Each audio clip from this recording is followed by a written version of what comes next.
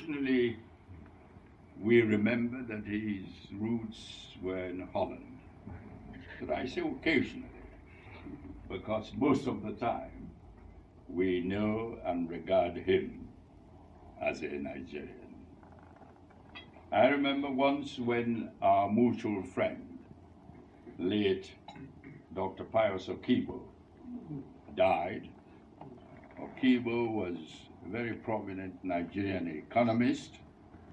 He was, among many things, the man who negotiated Nigeria's relations with the European community in 1960, in the early 60s, and was, when I went to a citation for his DSc at the University of London, the university orator said that Pius Okibo was the first man to have a London University DSc in economics on the basis of written work. When Pius died, Joop and I went to his funeral. And I had the great pleasure of hosting Joop in my country home. You know, Bussy, he was with me. I still remember your unhappiness with what the area boys did to him driving from Ibadan to Bussy, and they menaced him on the way. Yeah, particularly at the bridge.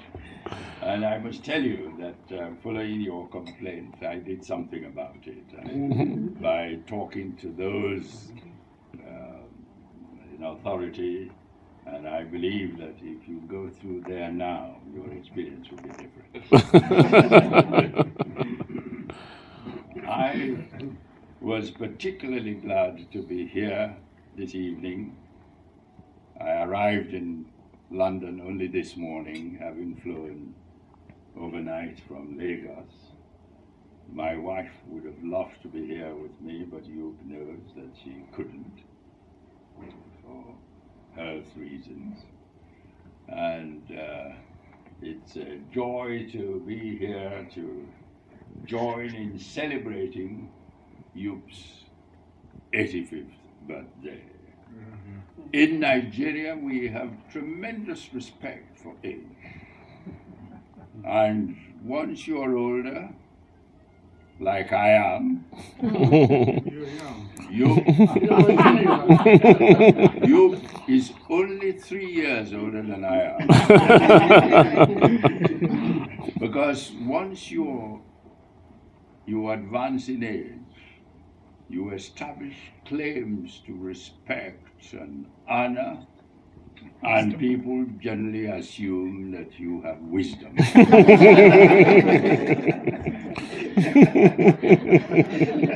I don't think that you has ever proved the assumption wrong. So, ladies and gentlemen, I would like to say again that I'm particularly pleased to be here to join in celebrating the 85th birthday of a very prominent and widely respected Nigerian.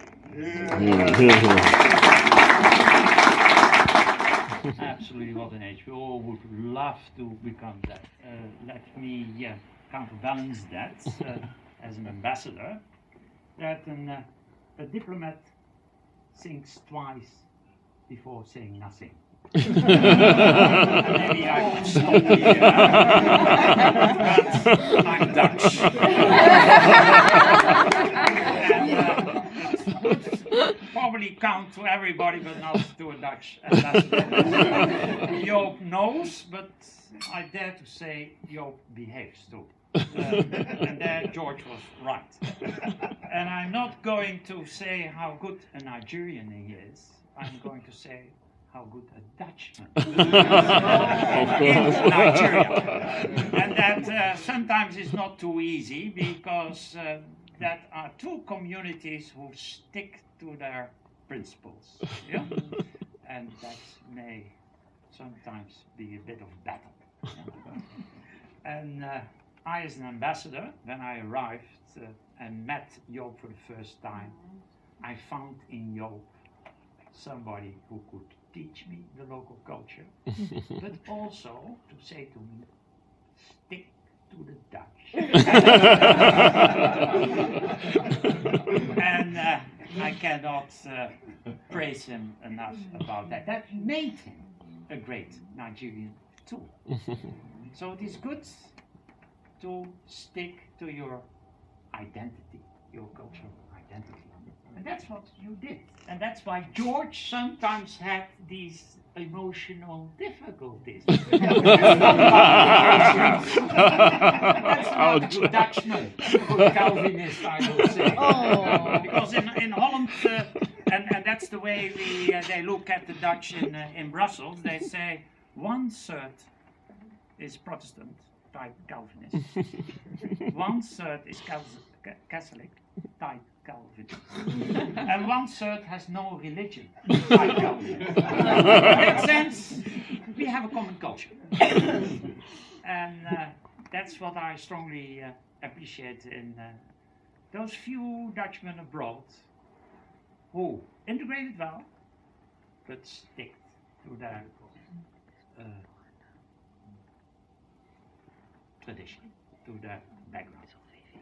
And Joop was of great help, not only to me, to my predecessors and successors, to make of our mission in Nigeria a great success. Because the Dutch and Nigeria, or the Nigerians and the Dutch, have a long, very long history. I'm not going into that history in particular, but nobody realizes that Nigeria is, for the Netherlands in Africa, our biggest trading partner.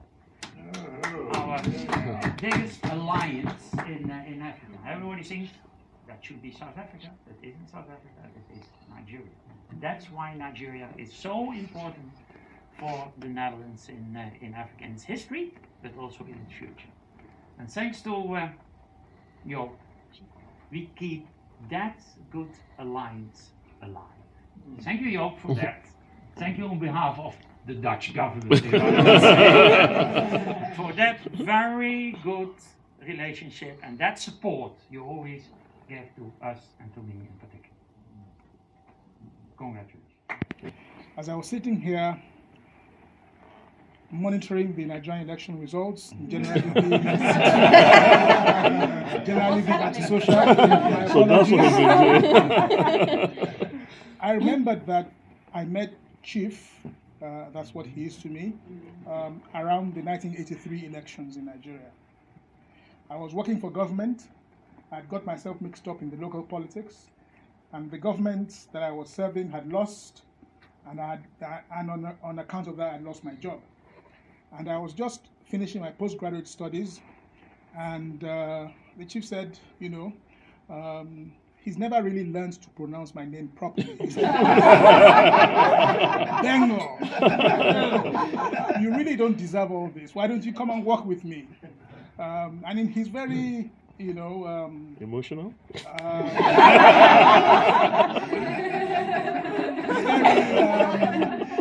Very, open and frank. He said, you know, I've got all the experience and you have the brains. I will never forget that. That was so flattering.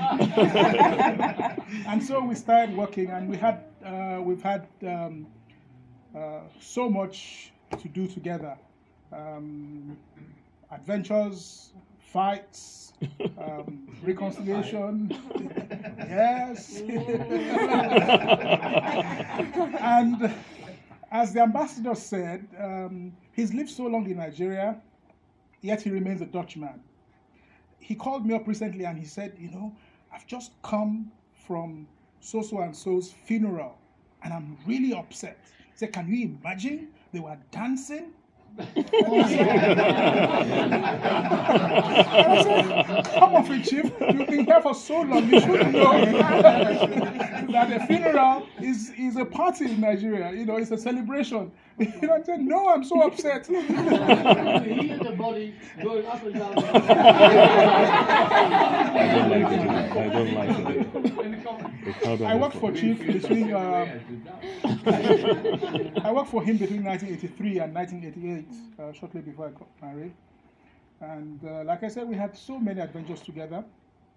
In 1985, he managed to convince me that, you know, the best time and place to make money is a country that's just been liberated after war. So he put it in my brain that I should go to Kampala, Uganda, and try my luck. And so off I went to Nairobi first, got a visa, and then went to Uganda. And I was one of the first foreigners to enter Uganda after Museveni's NRA liberated Kampala. And it was such a disastrous trip.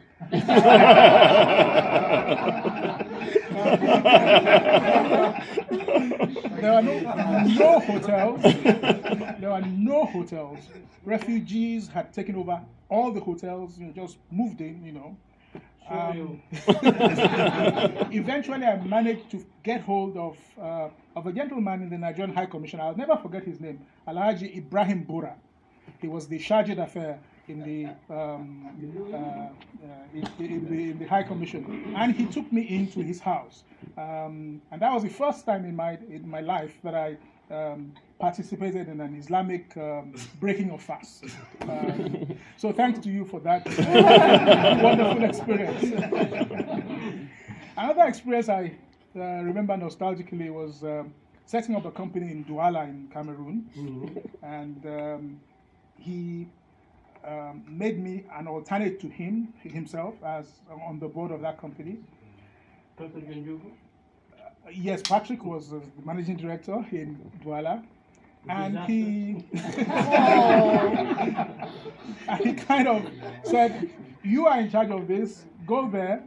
And after 1.5 or 2 years, I think it wasn't working. There was so many debts, and he said, "Now you go off to Douala and sell the company." And I said, "What? I've never sold a company before." I says, "Yes, you learn." So I went, negotiated the, and sold the damn lot. So I've learned quite a bit from the chief. One other thing, and that will be the last thing I remember about him, is what my late father-in-law said about him. He used to be the governor of Oyo State. And in 1979, when he won the elections, he told me that the first person that arrived in his house was Chief. And he said, "Oh, we've won, Bola, we've won." And he said that was it. He never heard or saw him again until he left office. He never asked for any favors. He never requested anything. And he had his respects until he passed on 12, 13 years ago. Chief, on behalf of my family, my wife, my daughter and my son. Your parents? Yes, my parents, my mother who is 89 this year. My siblings, I say happy birthday, and we wish you many more years in excellent health. No. Thank you very much. Just before the Civil War. We went to Nigeria in 1966. And maybe the person who could help me in answering that question is Mr. Robin Hyman from Evans Brothers. Oh, okay. Very beginning. Please, I would like to ask you to say a few words. Well,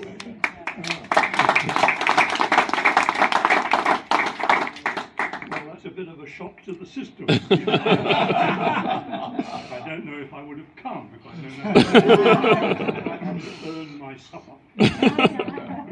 However, it's a great pleasure to speak on this occasion in honour of you, whom I have known for approximately 60 years. I Wow. wouldn't say man and boy. I didn't know you as a Dutch lad, but I knew you pretty early on in your book career, after you've done some book selling in Tanzania, and you joined Evans Brothers. Zambia. In Zambia, yes, you've done a little book selling and a few other things, and then you joined a London publishing house, where I think you were theoretically responsible to me.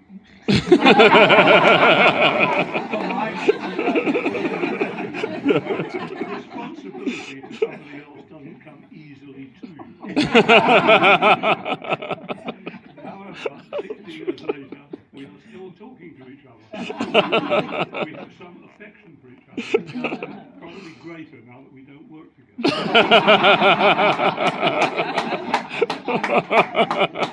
But it's been an immense pleasure working with you for so many years in London and later on in Nigeria and other parts of Africa, particularly West Africa. We had some hair-raising events in Africa. We were in Ghana. We were among the first people back in Biafra after the Troubles, I seem to remember, which was a difficult trip. You had a habit of cutting corners or attempting to. I remember one occasion when we were driving back from Ghana to Nigeria, and he'd forgotten to get me a passport. He'd forgotten to get me a pass to go through the intervening countries. He'd probably forgotten that there were two countries between Ghana and Benin. I was holed up for several hours while you attempted to sort out the problem. But fortunately he did, or I wouldn't be here this evening.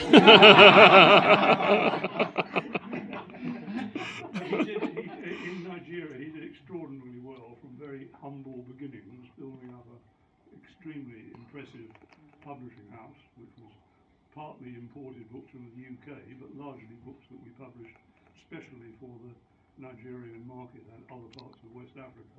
We built up a very exciting team of people, and it was a huge success for many years. So my memories of Joop, or impressions of Joop, are almost entirely favourable.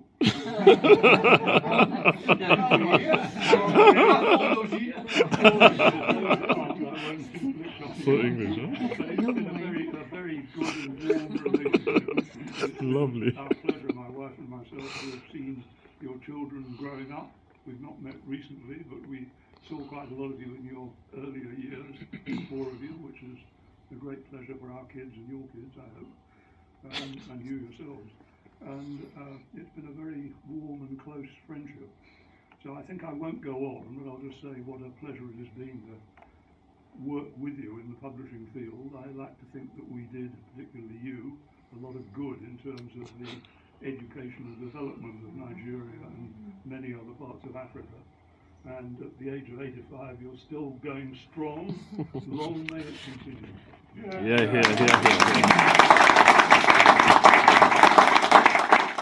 Anybody else want to speak? Joe? Let Joe speak. Have you prepared your speech? Anyway, let's have a round 4 later on, and now we'll have some dessert. Thank you. Chiefs. Margaret, Mama, please.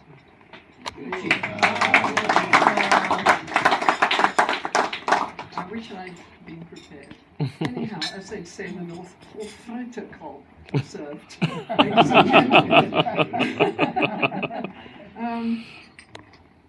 My speech will be very short. Joop is a very dear friend of ours, and every time he came to Kaduna, he used to stay with us, and we always felt enriched by his visits. He had a very inquiring mind and always trying to understand more and more about Nigeria, more and more about the people. And we also learned quite a lot about you. what amazes me so much is his enormous energy, even now. I mean, he's rushing all over the world the whole time, long plane journeys. I don't know. And I asked him this evening, what's the secret? How do you keep so young? Well, you have been my doctor for a few years. He's, you know, he was made a chief. Not most people, especially expats, when they're made chiefs, they're made chiefs because they pay for it. But no, he was. It's true, isn't it? Yes, but he was honoured by the only buffet, weren't you? That's great. Yeah. And he integrated so well with the Nigerians. You know, it puts me to shame really. My husband's Nigerian, but he really got to know the customs so well. It's a wonderful thing, a wonderful, enriched life. He loves Nigeria. I think it's very commendable. But so you're a very dear friend of ours, and always will be. And we're in Broadstairs now in Kent, but we've always got your little room overlooking the sea. I think finally, what I'd like to say is that this is the most generous party. We were there when you celebrated your 70th, and we're still here, and I hope that there'll be, in 10 years' time, there'll be another.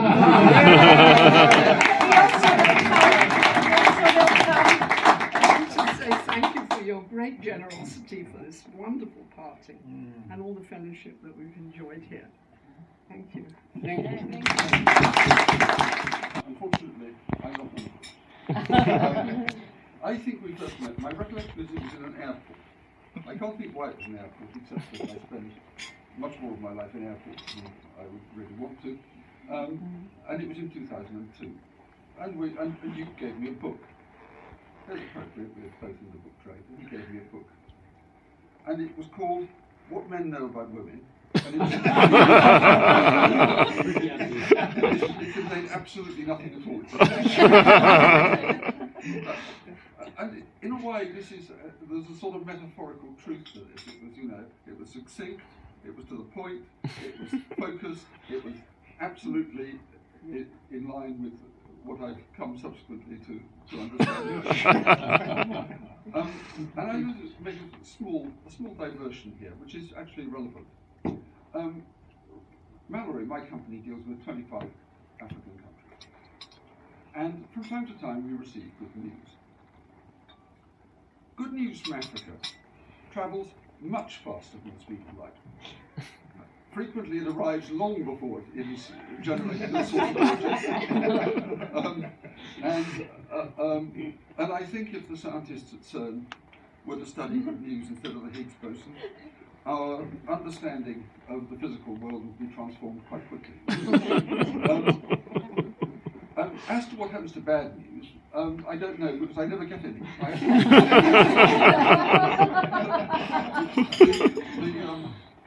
Some word here in Africa is a black hole, which might also deserve the attention of the scientists at CERN, completely filled with bad news. Now, Joop is an exception. You get what he thinks, when he thinks it, as he thinks it, straight from the shoulder, immediately. True.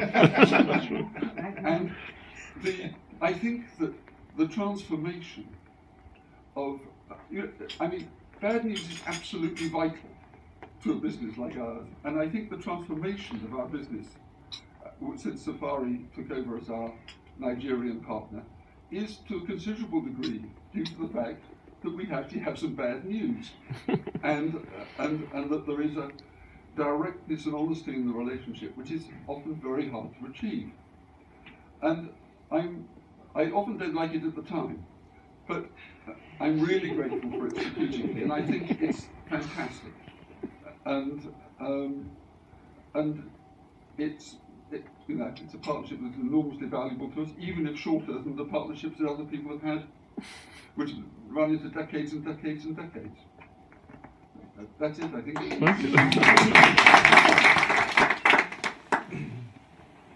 All protocols duly observed. First of all, I'm very honored to be here, and I would like to say a very big happy birthday to Uncle Joop.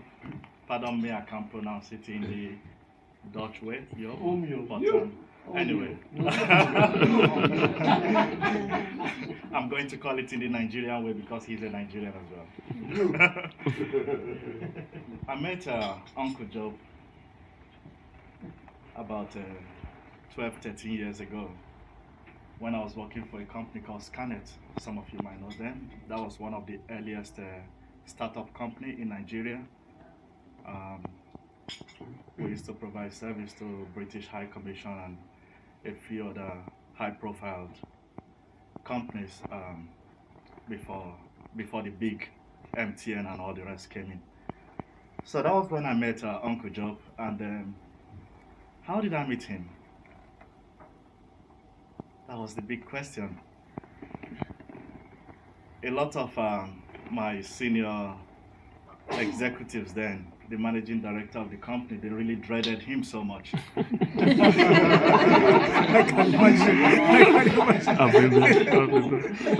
Whenever he turned up in our company, we knew there was a problem. So they would say, Chief Berkout is here, he's here. The MD would quickly disappear.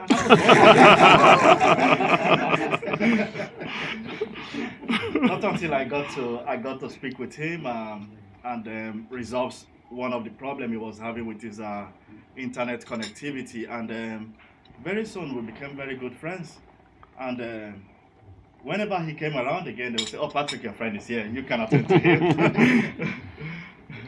Yeah, and as George rightly said, he's really a very, very emotional person. He could be very fiery when he wants something, but then the demand was reasonable. We were providing internet service, and he should be able to use the. Then I couldn't comprehend what the big deal was, but working in a very big very big telecoms company in the UK now, I understand what it is. I understand what service level agreement should be. When you want to provide a service, you should be able to provide that service and fulfill your obligation and your contractual obligation. But then, it was just like the area boys kind of thing in Nigeria. You just do things anyhow. So anyway, when I got to meet him personally, after resolving the internet problem, he then said, "I'm having similar problem on my home internet." I said, "Okay, we'll take a look at it." I went to his place. We got that resolved as well. And then, to my surprise, unlike a lot of other big men in Nigeria, that would just, "Okay, I'll give you a transport. You can just go home." Yeah, he offered to take me home, and I thought that was really very good. And that was the beginning of a very big relationship. So he took me home that very day because it was getting late. And subsequently, he called me up and said, "Patrick, what's your future plan?" And I said, "There are lots of things we do here which I could understand better. I'm thinking about going for a master's degree in data telecoms and networks." Well, I just thought it was that was it. And about 6 months later, I got an envelope he sent his driver to our office with an envelope. And when I tore open the envelope, I saw this cutout from the National Daily. The British High Commission was bringing a few schools, a few universities to the Hilton Hotel in Abuja. And that was probably one of the biggest risks, which I wouldn't regret taking. Mm-hmm. I left work without permission for 3 days. Went to see a few of these universities that came around, spoke to a few of them, applied, got a few admission, and then I went back to him and said, "I've got admission to these universities, but I've got a dilemma here, but I've picked Salford because it's very close to the home of Manchester United."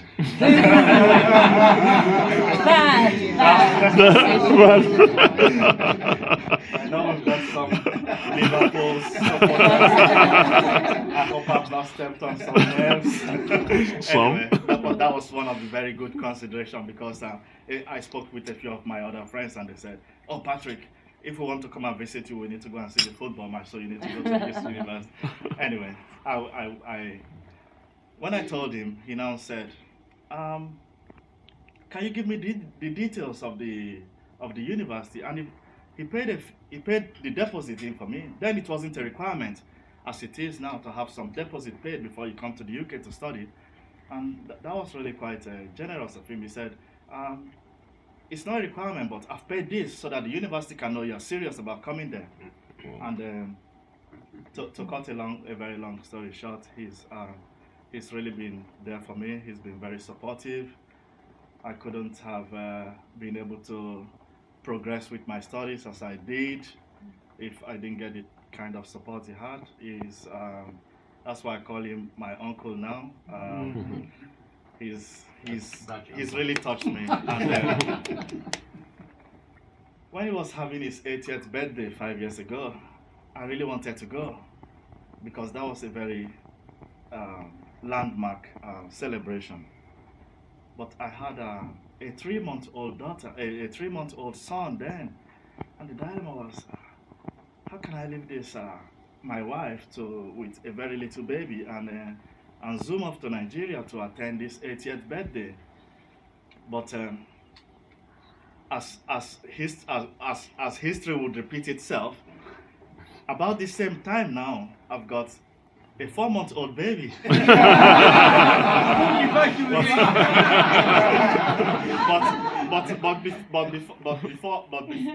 Before now, I made that commitment to say, even if the 85th birthday was going to be in Nigeria, I was going to be there. So when I was told it was going to be in London, I said, thanks be to God. I'm not having to go too far. Yeah, so he's really touched me so much. I really appreciate it. And long may you live. Happy birthday.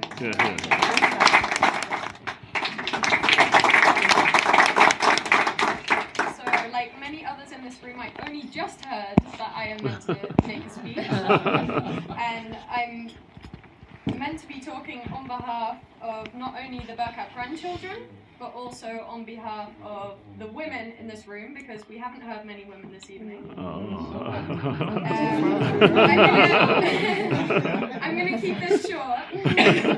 This is actually the second time that I've been given the honor to talk on behalf of Joop. The first time was in Ibadan on his 80th birthday, which was an amazing experience. I went there with the 3 men, the 3 sons of the family. And obviously, with Joop living in Nigeria as grandchildren, we didn't get to see him that often. And I have to say, that wasn't always a really bad thing. Because as a grandfather, Joop isn't the easiest person to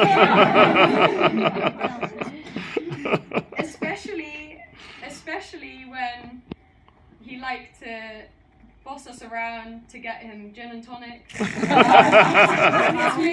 his favorite pea soup. He is definitely a mix of the cultures, the Dutch and the Nigerian. But at the same time, this directness, which has been a recurring theme actually this evening, Joop's directness is also something that I really admire in him, and also something that I can really relate to. Joop often likes to say that I am his grandchild that is most like him.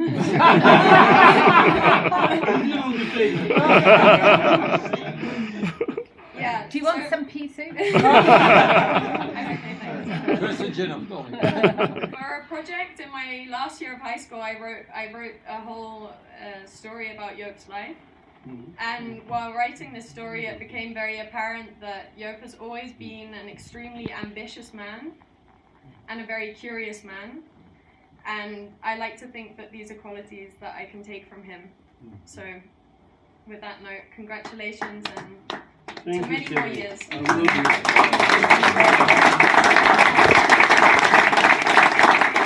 Of course, but also the fact that you've taken the time to come here.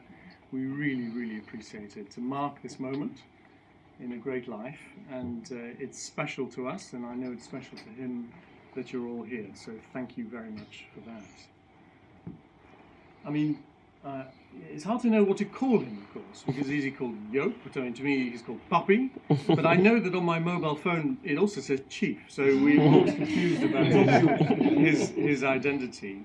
His life has nevertheless been a life of great events. I think as children, there was always another book launch happening, or some press event, or some noise. He's someone who loves being in the public eye, who loves to be noticed, because he's a very extrovert person.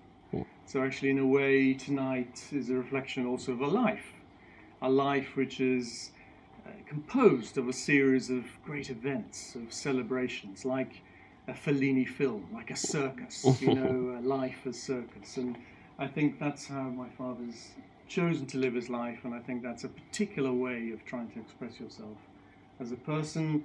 And it's, I think, also completely consistent with the sort of person he is.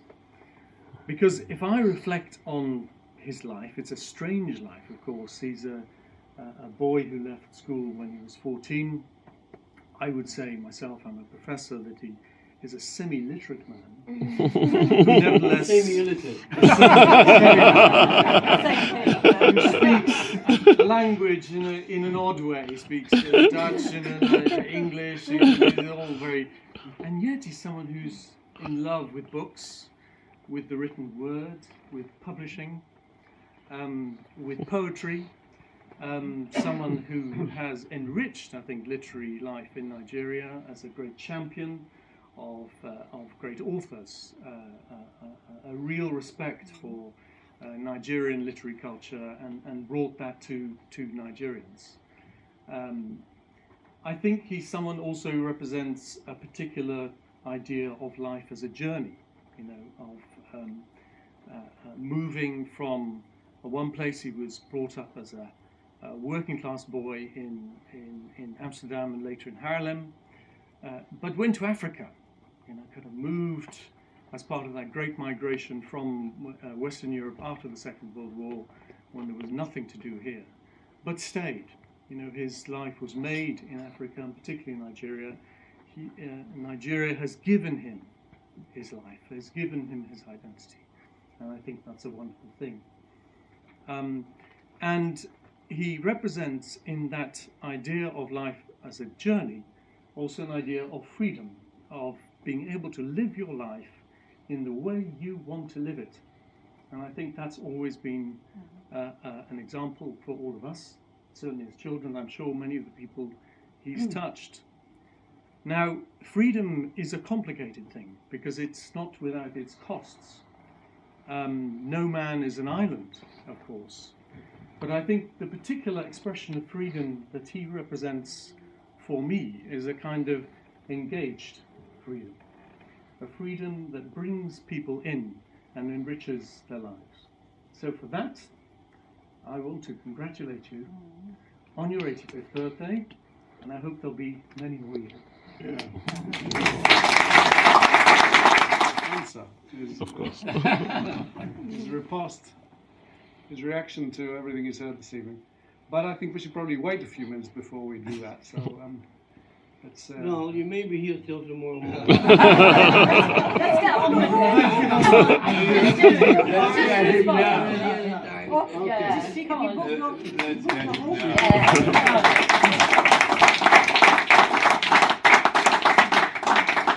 Well, thank you very much for all the kind words you have said. I don't know how to respond to everybody individually, but I want to make some general statements. Of course, we are very honored by having the most senior Nigerian here, my good friends Chief Berkout and Joop, who is an international diplomat. Another person who was supposed to come here tonight was the former president Obasanjo, but he has to stay home because he plays still politics, and the election is going on today in Nigeria. I thank you for, well, opportunities. You talk about opportunities. I think a society gives people opportunities. I think if I would not have been in Nigeria, I don't think I would have achieved what I have achieved today. If I would have remained in Holland, I would have retired 20 years ago on a miserable pension, sitting in an old age home, looking miserable on myself. Nigeria, whatever we say about Nigeria, bad publicity, good publicity, it is a country of enormous opportunities. If you use your common sense, nobody can fail in Nigeria. And people, it is opportunity. And here in Europe, I find it a little bit dull. If you get up in the morning, it is either raining or miserable. In Nigeria, when you get up, you don't know what's happening. Not true. Yes, not true. Absolutely. So if you meet people like Joop and American Joop, who took me to Obosi years ago, his village, where they gave me, excuse me, the honor to put a red Igbo cap on my head. I remember that very well.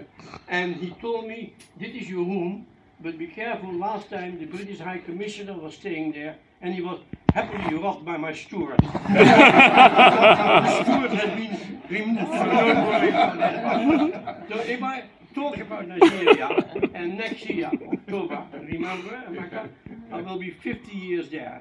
No 1 minute regret. Sometimes civil war, unrest, problems in the last few weeks has been very stressful, but Nigeria is what a former British Permanent Secretary said.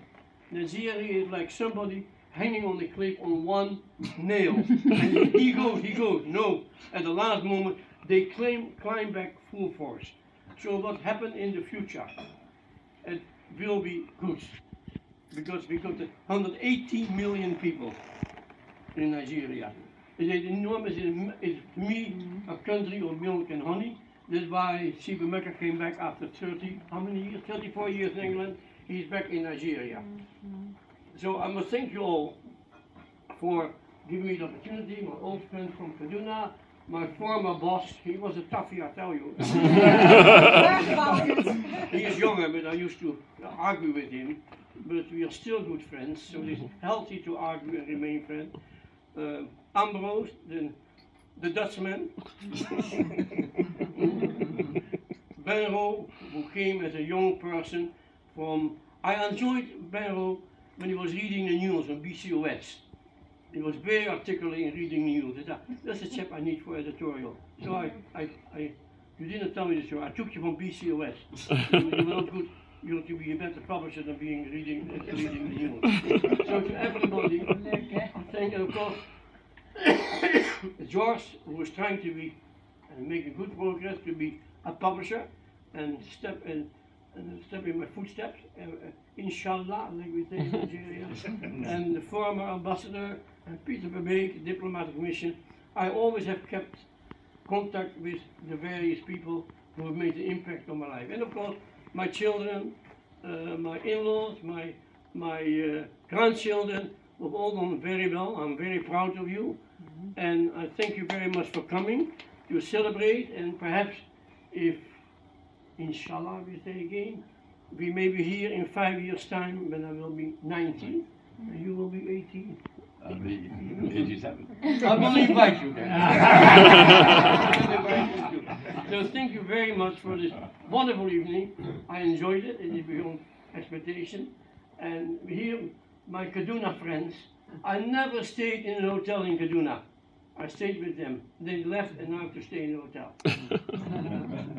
So thank you very much. I hope you enjoyed it. Jealous either.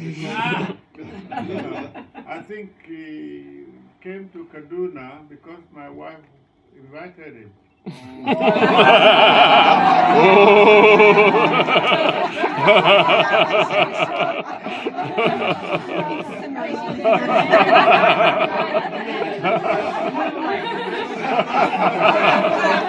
It's coming out now. It's all coming out. Thank you very much indeed.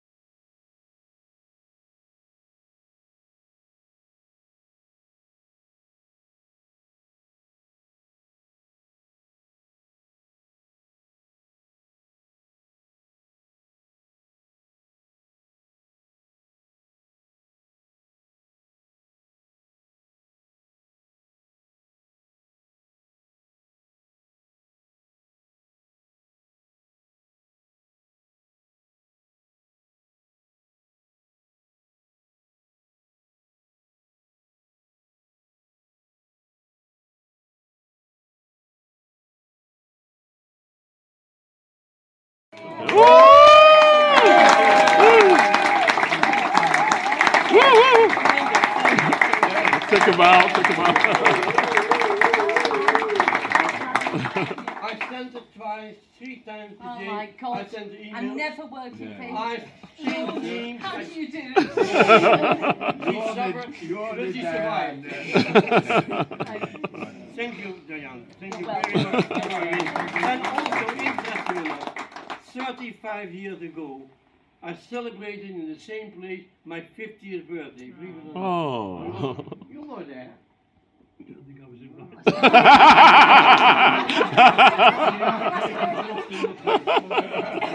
Lovely.